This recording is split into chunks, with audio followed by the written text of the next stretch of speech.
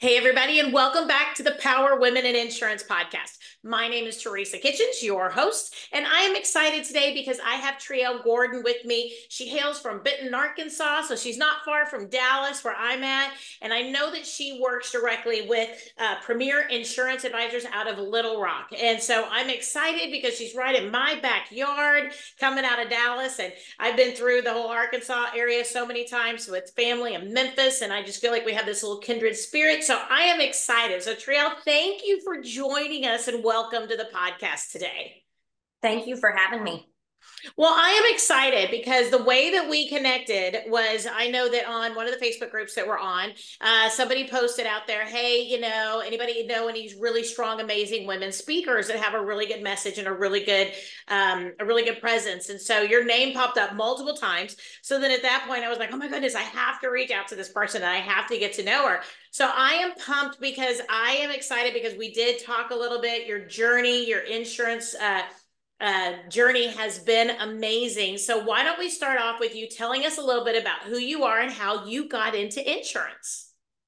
So I got into insurance on complete accident. I was offered a job with a life insurance company. I don't even remember the name of it anymore. This was years ago. And I got the licensure. And then I realized whatever it was I was partaking in was very scammy. In-home house visits, places that I didn't even feel safe or comfortable. And I said, okay, that's it for me. Insurance must be a scam. Right. This is crazy. And I think I was 20 maybe at the Okay. time. I was a young mom as well. And two about 2 weeks before that licensure would have expired completely, I got an interview at a State Farm office. Okay. And I got hired to be a receptionist and kind of learned that I was pretty good at pivoting to make sales because I was very money hungry being young Yeah. and a mom and poor. Um, and because I wasn't a producer, that my opportunity to do that was limited unless I figured out how to do it on the service side. Yes. So that's and here I am, roughly 10 years later, after getting my very first office setting job. And now I am the owner of an agency. So it's like I said, I'm still shocked I'm here. Right.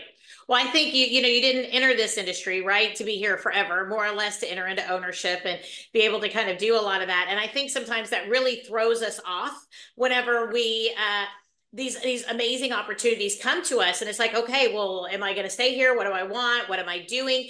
How did you decide coming from maybe that less than ideal situation? And I think sometimes we do all kind of enter that industry from a back door, right? Maybe we get hired on because we're looking for something for a little bit of part-time work or we're in school, or like you mentioned, it's a maybe an easy entry point for some things. How did you transition, and what was that journey like for you to decide to really stay in the industry and to really make it your professional home? Because I think that's a mental mind shift rather than, hey, I need a job, to, hey, this is my career, right? I mean, I just think it's a big mental mind shift. I looked at it, I think, as just a job for a long time. This is what I do from 9 to 5. At 5, it's done. I go home, I get paid. Um, that's the end of it. But working in that office in particular, I was able to make some really good, long-lasting friendships and see what a good working environment looked like with your Yeah. coworkers. Um, but then I was approached by a district manager with another captive carrier who initially wanted me to be a producer for his son's agency. Oh. So I did the interview for this, and at the end of it, he called me back and he said point blank, my son can't afford you. Mm. Why don't we open an agency for you? So I had secured the loan. I had was about to sign an office lease, and thank God I didn't, because the shutdown happened 1 month later. So so glad I didn't sign that lease. Wow, yes. Would have been on the hook for thousands of dollars for a space I couldn't even utilize. Yeah. And I think that was a blessing in disguise, because the closer I got to actually signing that contract, there were just red flags everywhere. Yeah. How many policies are on the book that I'm buying, and never could get a straight answer. How Really? how much premium is on the books that I'm buying, never could get a straight answer. And obviously, we know that's very important information to Yeah. know. Just because you and I both know, when an agency transitions to a new agency, a lot of that premium is going to fall off. Yeah. They're going to leave the agency. So, not even knowing how much cushion room was going to be in there, I was like, this is a bad deal. I'm not taking it. Yep. And went back to work for a captive again for a couple of years. And I think that's where my mindset changed, was doing all of the work, literally doing all of the work. And that's, I get it. You become an agency owner so that you can have your own free time. But at some point, I'm making somebody else a lot of money. And Yeah. Yep. that somebody else is not me. And Right. it's like, I don't want to do this anymore. I want to make the money. I want to have the control of my time. Yep. I don't I don't want to have to ask someone else's permission if I can go pick up my sick kid from school. Yep. Well, I think And COVID really changed a lot of that. And I think it really brought to the forefront, number one, a little bit more of a flexible schedule for those agencies and whatever groups that are willing to be able to embrace it. But I think we all kind of sat back after that timeline and just said, hey, there's more to life here than that. We don't have to be, in an office, and or we could offer some flexibility. And I think those agencies that have not done that or embraced that, I think they've lost a lot of their really, really good, strong, backbone team members. yes, and I think, the line for me was, I did have a sick child that needed to be picked up from school, and I was told no. Really? I was told, you need to figure something else out. Uh-uh. And, at this point, my youngest was two, Okay. two. And I'm like, okay, no. I had already cleaned out my desk, by the way, because I hated this job that much. Like, it was now. Like, Right. I Go at a knew it. moment's notice. Right. Yeah. And so I grabbed my things and I said, I'm going to go now, and I'm not coming back. And that was it. And I took an independent position with with an agency, like the next couple of weeks. So, Okay. and I've been in the independent space since then. And yeah, and my youngest is now 7, if that gives you any gauge, of how long ago I moved over. But Yep. Yep. So as you were making that transition, so now we've kind of talked about the mental transition, but then the transition from captive to independent is really a very interesting one, because all of a sudden you've got so many different carriers, so many different appetites, you have so many different ways that the territories need to be run based on how the carriers want. How was that transition for you, and what did you find really benefited you in that? Because I think a lot of people get scared and or they're super excited, and a lot of people think that because they get markets, plural with an S, all of a sudden all their problems are going to go away, and they think all of a sudden they're going to be making millions of dollars because they've got so many markets that they can help everybody, right? I mean, I think that's one of the big myths I've heard, if, as I say, coming out of that captive side. so I had to learn a lot when it came to commercial, because, as you know, captives, their ball field is very small. Right. And also their applications are, with what they will accept, are almost foolproof. It's a click, click, click, click process. It's hard to mess it up. learning the accord forms, Mm-hmm. learning that portion. Thank God I had the most patient underwriter on the planet. She was with she was with RPS at the time. Her name is Vicky, and I wouldn't have made it Yeah. without her. Shout out Vicky. Yes, I know people like to give underwriters a hard time, but if you can actually make a good relationship with one, invaluable, Yep. invaluable, and they will prioritize your stuff and your accounts. Nice. Um, Yep. but the markets, um, I see a lot of people gain access to the markets, especially coming from captive, but then they start writing business they have no business writing Yep.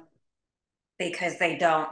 And we've all done it because we have to learn. I Yep. mean, we've all taken at least one account on in the beginning that we shouldn't have. We should have referred it off. But that is also, on the flip side of that, that is how you learn. Mm-hmm. And so I've also seen, like you mentioned, everybody gets the access to the markets and they're like, yes, now I can sell everything. Yep. I'm going to close every deal. This is going to be an income, deal breaker.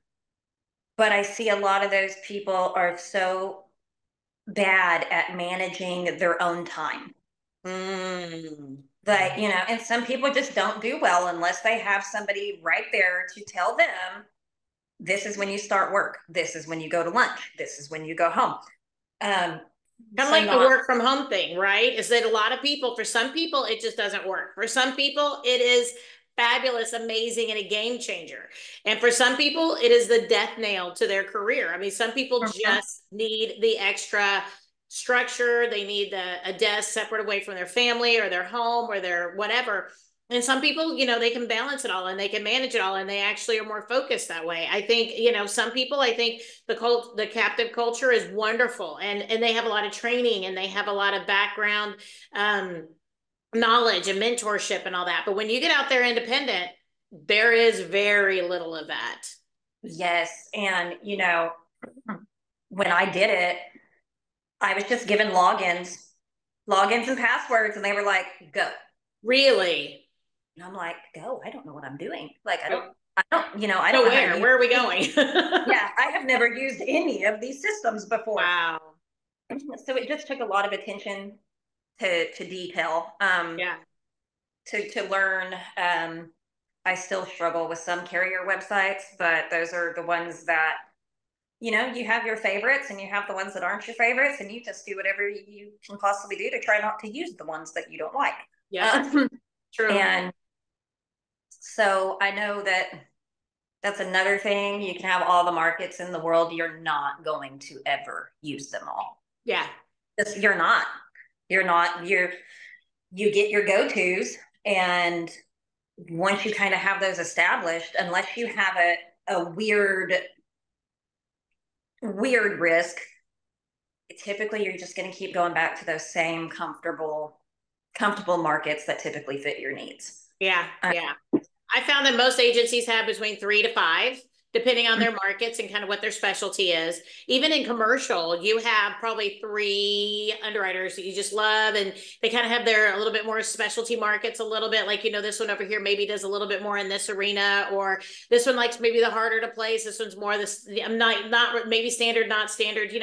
But I find that really what you nut down to is 3 to 5, and I know that's still more than one, but I know that sometimes that one has like a different breadth of what they're willing to take. Like they take a pretty wide spectrum. I know some captives will take a pretty wide spectrum, even though they don't have a lot of options to shop things with, but they still take a lot of people, a lot of different roles of life, or a lot of different businesses or whatever. But I know that when we get out there, I think comfortably, and tell me if you disagree, but I think 3 to 5 is usually what most people really concentrate on.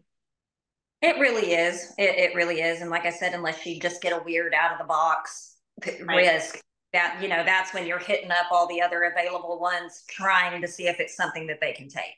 Yeah. And, and more often than not, they can't take it either. Right.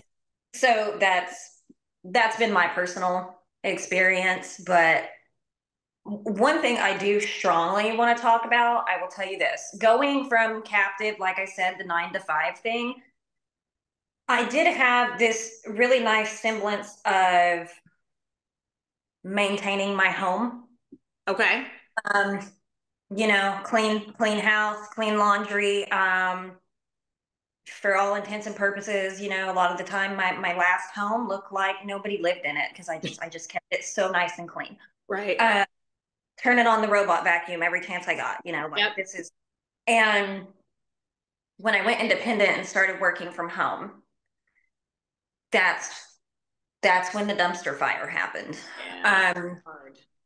and I see a lot of women that are just like, oh, I'm a boss babe, and showing pictures of their mint condition clean houses, and making the rest of us feel like we're inadequate. But I think a lot of what those women are not saying is that they pay a maid service. Yeah. They pay someone to do the laundry, and that's okay.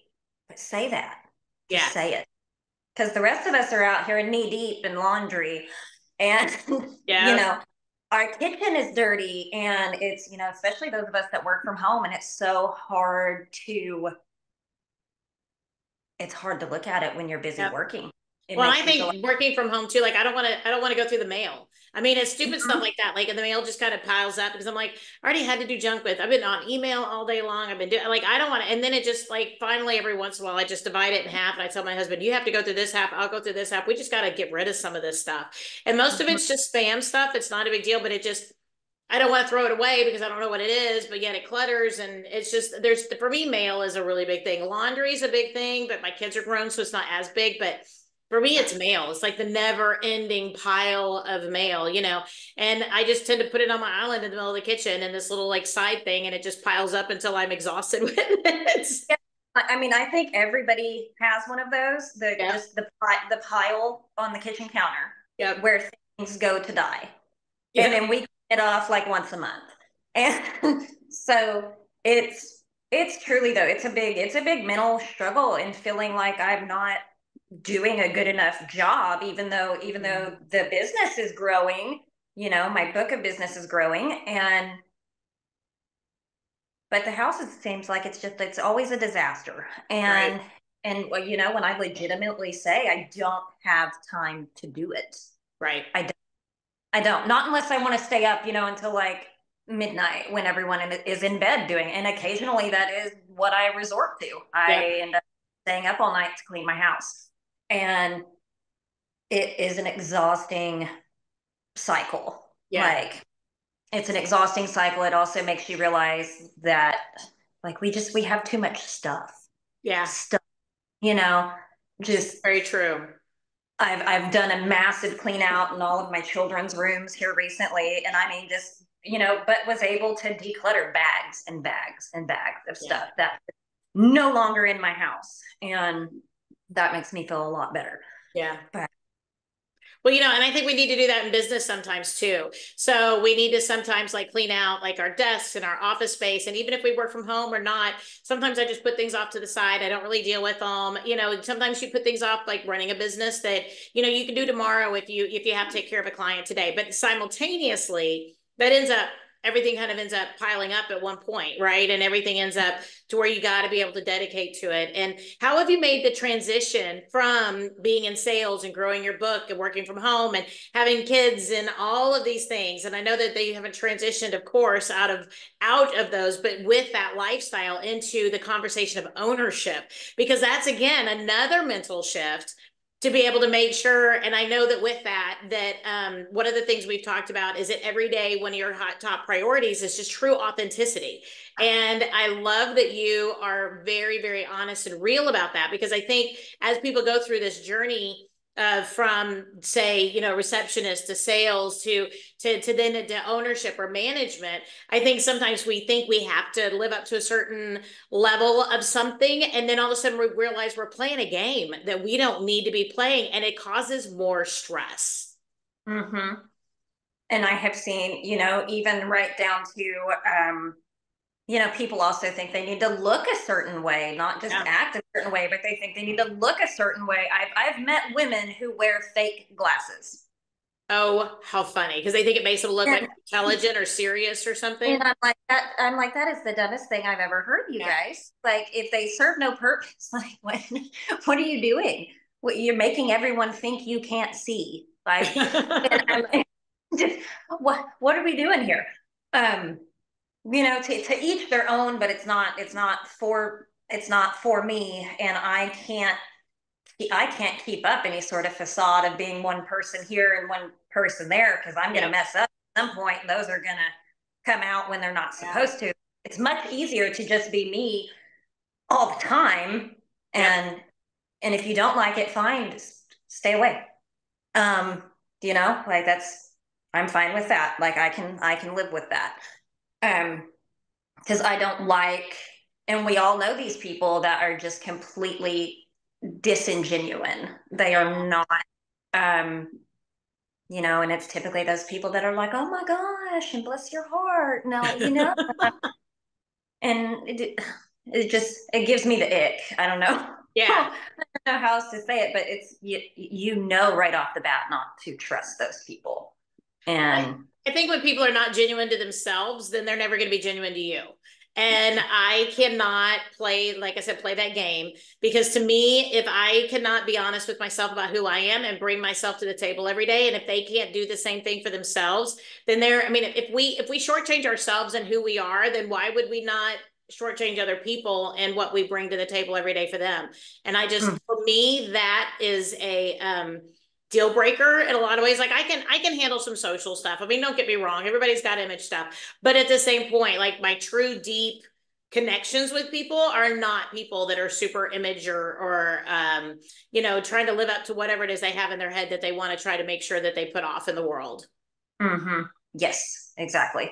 And I don't care, one bit about the whole keeping up with the Joneses theory. Yep. Like I just, again, like that's not who I am. So there's no point in it. But like we said earlier, I think a lot of people aren't honest about that keeping up with the Joneses concept, right? Like you were talking about with the laundry, right? Like these people, they go, oh my gosh, they post these perfect pictures of their house, blah, blah, blah. But then on the other side of it, they don't tell you that maybe they just cleaned for the first time in 3 years. I don't know. Right. Maybe they have a housekeeper, maybe they Mm-hmm. maybe they just moved in or bought a brand new house. Of course, that's going to look totally different from the house I've been in for 15 years. Right. Maybe, I know people that actually have gone to other people's houses to be able to do videos for social media and different things like that, like rented out spaces, Airbnbs, and they take these pictures in like these beautiful lofts or beautiful loft spaces or apartments or homes or Mm-hmm. whatever, and they're not even that, they paid for it and then they leave and they can't go back. I'm like, that's not authentic. That's not really who No. you guys are. And I just really can't do that. I see that happen a lot, goofily enough, and in the animal space of like Instagram and things like that. So obviously, I rehab raccoons, so I follow lots of accounts with raccoons, Uh-huh. and but these people will be like you're saying in these immaculate, beautiful homes, and trying to convince you that a raccoon lives there, and I'm sorry, but they're lying, and that Right. is not like they're no, that's not what the inside of your house looks like when there is one of those animals in it. It's just not. So I see it and I see people do it, but like you said, I steer clear of those Mm-hmm. people. Even I debated on using a space in my friend's house to do this. And at the end of the day, I was like, no, what's wrong with my kitchen? Like, I'll Yep. just I'll sit in my dining room. It may not be as up to date as hers, but this is mine. This is mine. You, but it's you. And I think your Yes. clients probably see that too. I mean, they don't worry. They know that when they work with you, they know what they're getting. Yes. And I know Absolutely. that's really good for retention. That's really good for long-term relationships. And, this business is, I mean, everybody goes, oh, it's a relationship business. And it is a relationship business, but it also is a value business that we Mm-hmm. have to make sure we bring our best and we bring what the clients need and we take care of them. People are not just because they're my brother's uncle's cousin's aunt, whatever, they're not going to pay 10,000 times more than they're going to pay somewhere else. I mean, there's a line for that.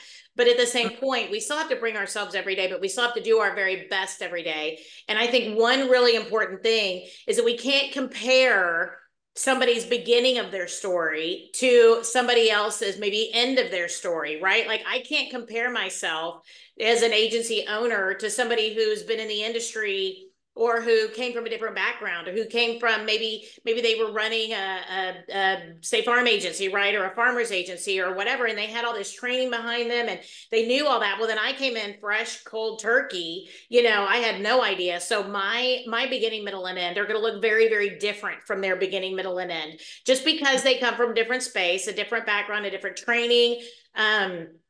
Our agencies maybe run differently. We may make notes in our system differently, all of those things. But as long as we do it authentically as who we are, and as long as we cover the bases, right? There's always E&O issues. There's always things that you need to make sure that you do. I think people see that authenticity. And I think people shop insurance based on the culture of our agency and our agents as much as they do the finances. Yes, they do. I mean, they do. Absolutely. You're always going to have those people that no matter how hard you try will leave over $5 a Yep. month. And there is 0 cents in attempting to keep them. Yep. There's also 0 cents when they come back and want another quote. They're not your people. Let it go. Yeah. Let it go. Don't waste your time. Let them internet shop, because that's what they're going to do at every single renewal. Just don't waste your time on it. Right. It's your typically, though, I run into it's, and I know every agent does this, but it's sometimes your customers who do have the comfy financing will scream the loudest when anything changes, yeah. when it comes to premiums and stuff. But a lot of that is just you have to be able to explain. You have to be able to explain this happened, which caused this to happen, and now we're here. Yep. And as long as you can make it make sense, most people, they get it. Like they still want to act mad, but they get it. Right. It's the mayonnaise is $10 guy. Mayonnaise is $10. Like, what did you think was going to happen with your car insurance? Right. So. Well, and I think too, a lot of them will go on out, maybe they shop it or whatever, and they realize that what you're telling is the truth, right? It's not like, you've got a $500 increase on your homeowner's insurance or something like that, but they go after that, they're still going to have $500 home, increase or more probably. Yeah. And if they can't find anything cheaper, it's maybe $100 cheaper. It's not the $500, maybe it's $400, but it's definitely not like $50 increase like they used to have, right? And I think our culture has to change in that space too. And I think we're seeing that. I think now that we're on year 3 of these really intense increases, at least in Texas, I think everybody's kind of settling down a little bit about the ticked offness, even though now, inflation's matching in general. Like you said, the mayonnaise and the eggs and everything else is kind of going up as well. But I think people are getting less shocked when it comes in. But at the same point, they're like, when will this end? But if you have that relationship and they know you're honest, and if you can explain it to them, I think generally we're seeing a good response from clients. Yes, and I mean, it doesn't ever hurt, I remind these people so it's fresh on their brain that, hey, I'm living in this same economy you are. Yep. I'm having to pay for all the same things that you're having to pay for, whether it be groceries and milk or gas or utilities, because they have all increased substantially. And I have to pay it too. Yep. So it's important to remind them about that, because sometimes I think your average person just thinks we're all loaded. Yeah, that's true. And that's certainly not the case when we're starting out. So like me right now. Right. Yeah. Like, you want to talk about poor, honey, I am poor. I can't pay my insurance either when they call me complaining. Yep. Yep. You have to level with people. You have to level with them, get on their level. If they're mad about the price of gas, I mean, let them know that you also think it sucks. Mm, Um, People like to be listened to. They like to feel like you can relate to them, and that's the biggest thing. yeah, that's true. Biggest. That's true. That's true. Well, I think in this market, I love your journey. I love how you have really like come through a lot of things. If you had one piece of advice, I'm totally throwing this on this. So I apologize. I'm throwing this on you. I didn't even tell you we were going to do this. I'm just really thinking about it right now. Seeing where you're going, if you were to look back at that receptionist that came on in or that life insurance person who was saying, I don't know if I want to be in this industry. What am I doing? Why am I here? What advice would you give to yourself back then as you kind of know a little bit more about where you are now and working with the agency that you have now? I think what I would tell myself back then would be, hey, listen, you're not going to fit in the box of the industry Mm, standard. You're you're not going to make very many connections at networking events. You aren't going to be the smartest person in the room about insurance ever. You're never going to be the smartest, and you're never going to be the most professional. That personality, though, is going to take you somewhere. I love it. And I would tell myself that because I still struggle big with, you know, it's not a personal struggle for me, but when I was younger, it was Mm-hmm. trying to fit in, Yep. trying to dress like my peers in the office did. And I was just never comfortable. And it just wasn't. And the more I fell out of that and into just being me, uh, the easier everything got. Yeah. So I love that. I love that. That once you let all the other images stuff kind of fall away, that you were really successful at being able to be you and be who you wanted to be. And I think I'm reading a really good book right now. Oh, it's Joe Dispenza. Let me see. I'm actually going to open it up real quick. So it's about it's kind of a little bit of a longer name. Oh, the breaking the habit of being yourself. And what it talks about is letting go of what we think is ourself and that image that we think we're supposed to live up to or we're supposed to portray. So breaking the habit of being yourself means creating new habits of living authentically and being that authentic person, but realizing and listening to yourself and your heart and your brain when you're doing those things that are inauthentic, because we have to be really aware of when those things are so that when they come up, we can break the pattern and choose to be able to do the things that are our authentic self. And I'm only halfway through the book, so I'm not going to go any further into it, but it's a great book for people that are looking to be able to do that, because I think that's one thing I think women really struggle with, that image and authenticity conversation more than men. But at the same point, I think when we get a hold of it, we're much more totally devoted to that authenticity than, I mean, and I mean, because it's not a war, right? At the same point, it's something that we just have to do for ourselves. It's not a battle cry. I think for some people they try to make it a battle cry. I am uniquely me, and it's almost like